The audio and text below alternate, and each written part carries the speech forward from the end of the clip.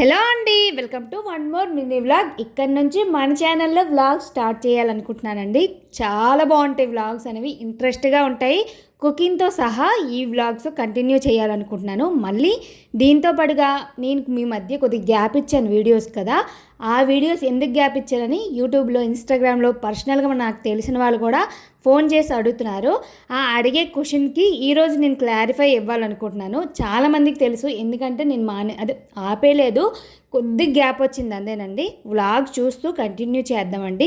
ఇప్పుడే అయితే మేము జస్ట్ లేచి నేను ఫ్రెష్ అయ్యి పిల్లలకి మంచిగా స్నానం చేపించి నేనైతే బాగా ఈరోజు ఒక 4 to 5 డేస్కి అయితే ఎండ పెట్టిందండి.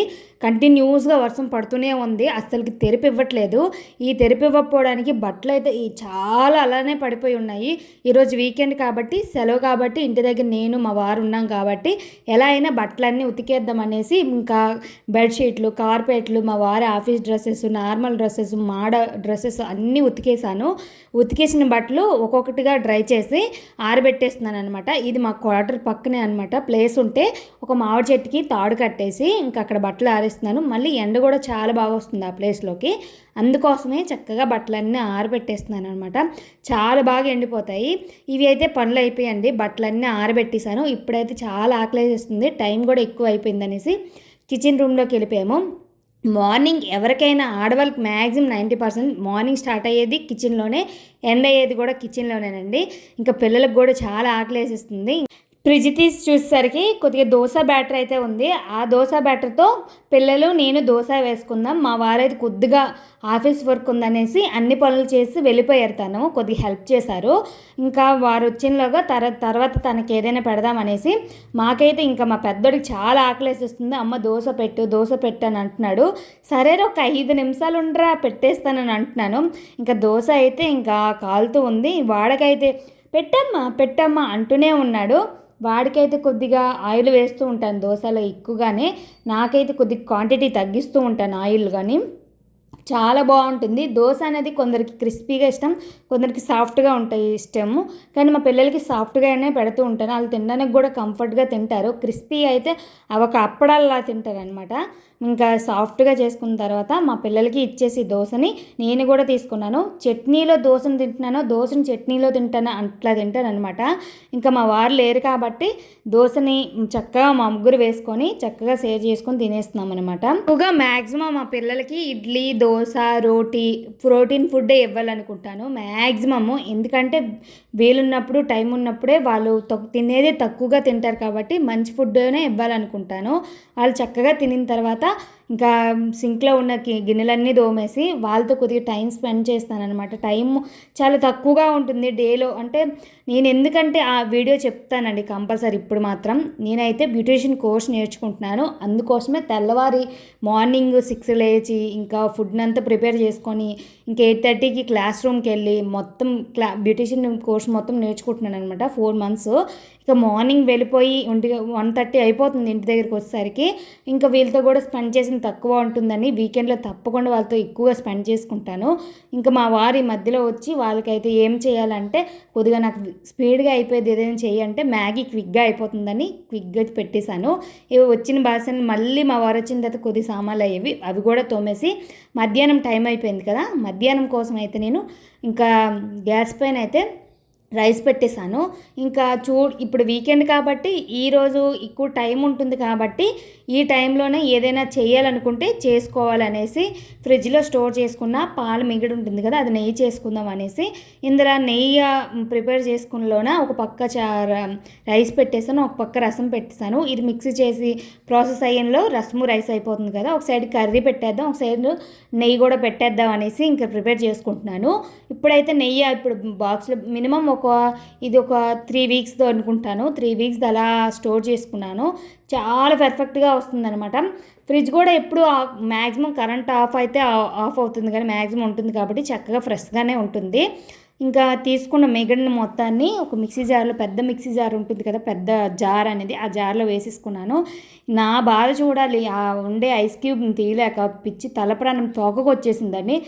ఎంత తీస్తున్నా రాలేదు. ఇంకా చిరాకు వచ్చేసి ఒక సైడ్కి వచ్చి కొద్దిగా వాటర్ని వేసి ఫస్ట్ మిక్సీ చేస్తానండి. మంచిగా మిక్సీ చేసుకున్న తర్వాత మంచిగా పేస్ట్ అయింది కదా. ఇప్పుడు మళ్ళీ ఉన్న ఐస్ క్యూబ్లు మొత్తాన్ని వేసేసాను. ఇప్పుడు మళ్ళీ పల్స్ ఇచ్చాననమాట. కొద్దిగా పల్స్ ఇచ్చిన తర్వాత స్పూన్తో ఎలా అంటే మంచి వెన్న తేలుతుందండి. చాలా సింపుల్గా అయిపోతుంది. ఎన్నో గిన్నెలు చేసేసి ఇంకా అన్నీ తోముకోలేక తలనొప్పి వచ్చేదానికంటే నాకు తెలిసి చిన్న ఒక మిక్సీ జార్లోనే కొద్దిగా వాటర్ కంటెంట్ ఎక్కువగా వాటర్ వేసుకొని స్పూన్తో ఇలా కలిపితే ఆటోమేటిక్ వెన్న అనేది సపరేట్ అయిపోతుందండి. ఇంకా వేరే గిన్నెలు వేసి తీసేదానికంటే ఒక ఈ గిన్నెతోనే అయిపోతుంది మొత్తం. కొద్దిగా వాటర్ని చక్కగా వేసుకోండి.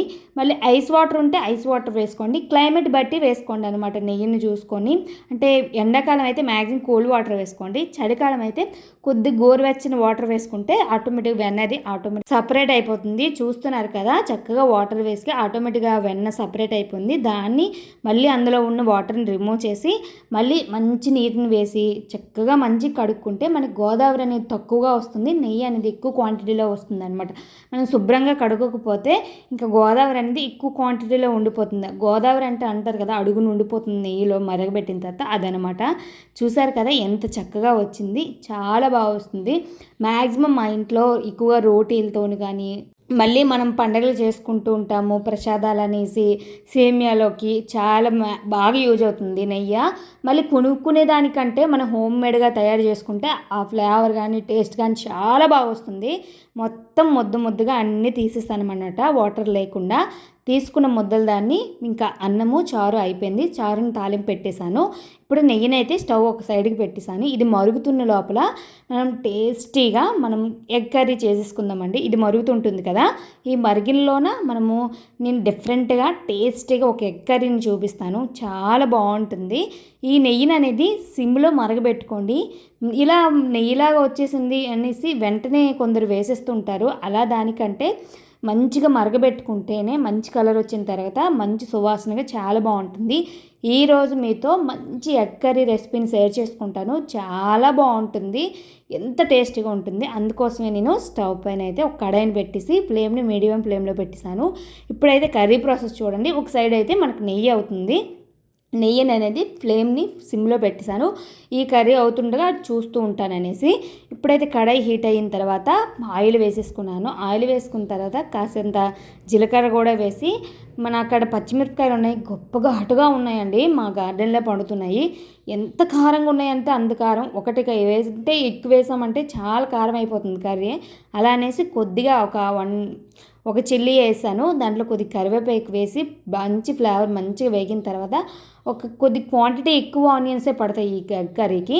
అందుకోసం ఆనియన్స్ ఒక 2 ఆనియన్స్ చిన్నగా కట్ చేసి వేసేసుకొని, ఆనియన్స్ అనేవి మంచి కలర్ వచ్చేంత వరకు వేయించుకొని తొందరగా వేగడానికి కోసం అనేసి కొద్దిగా సాల్ట్ కూడా వేస్తాను. మంచిగా వేగిన తర్వాత ఒక 1 టీ స్పూన్ వరకు ఫ్రెష్గా ఉన్న అల్లం వెల్లుల్లి పేస్ట్ వేసి పచ్చివాసన పోయేంత వరకు బాగా వేయించుకున్న తర్వాత ఒక 4-5 టమాటాలని ప్యూరీలా చేసి వేసేసుకుంటున్నానండి. ఇప్పుడు ఇందాక వెన్న పెట్టాను కదా, అదే గిన్నెలో టమాటాలు వేసి మంచిగా మిక్సీ చేస్తానమాట. వెన్న గిన్నె కాబట్టి మనం వెన్న అంటే బటర్ అందులోకి యూజ్ చేయము. అలా అనేసి మ్యాక్సిమం అందులో మిక్సీ చేసి వేస్తాను. ఇలా వేగుతుండగా దాంట్లోకి ఒక టీ స్పూన్ వరకు పసుపుని, ఒక 1 టీ స్పూన్ వరకు మీ కారాన్ని తగ్గట్టుగా కారాన్ని వేసేసుకోండి. కారం వేసుకున్న తర్వాత దీంట్లో చిటికెడంత గరం మసాలాని, చిటికెడంత కొద్దిగా ధనియాల పౌడర్ వేసుకోండి. నచ్చితే జీలకర్ర పౌడర్ కూడా వేసుకోండి, చాలా బాగుంటుంది ఫ్లేవర్ అనేది. ఇలా మసాలాలన్నీ వేసుకున్న తర్వాత ఇది ఆయిల్ సపరేట్ అయ్యేంత వరకు మంచిగా వేగనివ్వండి. బాగా వేగితేనే మంచి టేస్టీగా వస్తుంది ఎగ్ కర్రీ. చాలా సింపుల్గా అయిపోతుంది అనమాట. టేస్ట్ అయితే అబ్బా చాలా బాగుంటుంది. చూసారు కదా వీడియోలో ఎలా ఆయిల్ సపరేట్ అయిందో. అన్నప్పుడే దాంట్లోకి నేను 4 ఎగ్స్ తీసుకుంటున్నాను అనమాట. ఈ 4 ఎగ్స్ మా వారికి, మా పిల్లలకి, మాకు అనేసి వేసుకుంటున్నాను అనమాట. 4 ఎగ్స్ని నెమ్మదిగా వేసుకోండి, పక్కన వేసుకునేటట్లు వేసుకోండి చక్కగా. ఇలా వేసుకున్న తర్వాత కాసేపు మూతన పెట్టేసి చక్కగా మీదన ఒక లేయరు వైట్గా వచ్చేంత వరకు అలా చక్కగా వదిలేండి. కాసేపు అంటే ఒక గంటలు కాకుండా ఒక 2 మినిట్స్ 30 ఒక 5 మినిట్స్ మ్యాక్సిమము ఇలా మూత పెట్టేసి ఫ్లేమ్ మాత్రం కంపల్సరీ మీడియం ఫ్లేమ్లో పెట్టేసుకోండి. హై ఫ్లేమ్లో పెట్టేశారంటే ఇంకా మాడిపోతుంది. ఇంకా నా నెయ్యి అయితే చక్కగా మరిగిపోయిందండి. మీడియం ఫ్లేమ్లో పెట్టాను కదా. అందులో ఒక కరివేపాకు కానీ తమలపాకు కానీ వేస్తే అబ్బబ్బా ఎంత మంచి వాసన వస్తుందో అంత మంచి వాసన వస్తుంది. ఇంకా స్టవ్ని ఆపేసిండి కరివేపాకు వేయకన్నా. ఇంకా మంది ఈ ఎగ్ పక్కన ఉడుకుతుంది. దీంట్లోనైతే నేను నెయ్యి మరిగిపోయింది కదా కరివేపాకు వేసాను, దాన్ని అయితే స్టెయిన్ చేస్తాను అనమాట. చాలా ప్యూర్గా ఎంత మంచి సువాసన అయిన నెయ్యి వచ్చిందో, చాలా బాగా వస్తుంది. హోమ్మేడ్గా చేసుకుంటే ఎంత ఆరోగ్యకరము. రోజు నేను పిల్లల కోసం పాలు మరగబెడుతూ ఉంటాను. మా చిన్నోడైతే కంపల్సరీ పాలు తాగుతూ ఉంటాడు.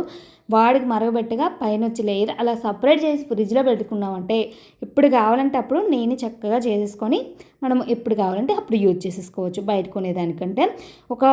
చూసారా మన ఎగ్ లేయర్ వైట్గా తేలింది. అలా అన్నప్పుడే నేను నలుగురం కాబట్టి అలా నలుగురుగా 4 పీసెస్గా కట్ చేశాను. కానీ తర్వాత మళ్ళీ కలిపేసుకున్నాను. ఎందుకంటే తర్వాత నీది పెద్ద మొక్క వచ్చింది, చిన్న మొక్క వచ్చింది, అది దెబ్బలాడే కంటే అలా కలిపేయడమే మంచిదనేసి ఇంకా కలిపేసాను. చక్కగా 4 పీస్ ఇలా కట్ చేసింది అలా దించేసి వేసేసుకోవచ్చండి. లేదంటే అలా దెబ్బలాడుకుంటామంటే మంచిగా చక్కగా కలిపేసేసుకొని ఎవరికి కావాల్సినంత వాళ్ళు వేసేసుకోవచ్చు. చాలా టేస్టీగా ఉంటుంది. దించే ముందు నచ్చితే కొత్తిమీర వేసుకోండి. నా దగ్గర అయితే ఇప్పుడు ఈ సీజన్లకి కొత్తిమీర అస్సలు రావట్లేదు. నా గార్డెన్లో కూడా బయట కూడా దొరకట్లేదు. అందుగురించి కొత్తిమీర లేక వేయలేదండి. చక్కగా మధ్యాహ్నం తిన్నాక గార్డెన్లో కొద్దిగా పని చేసేసి ఇప్పటి వరకు చూసారంటే తప్పకుండా వ్లాగ్ నచ్చే ఉంటుందండి. వీడియోకి ఒక లైక్ చేసి ఇప్పటి వరకు సబ్స్క్రైబ్ చేసుకోకపోతే ఛానల్ సబ్స్క్రైబ్ చేసుకోండి. తప్పకుండా ఎలా అనిపించిందో కామెంట్ చేయండి. ఓకేనా?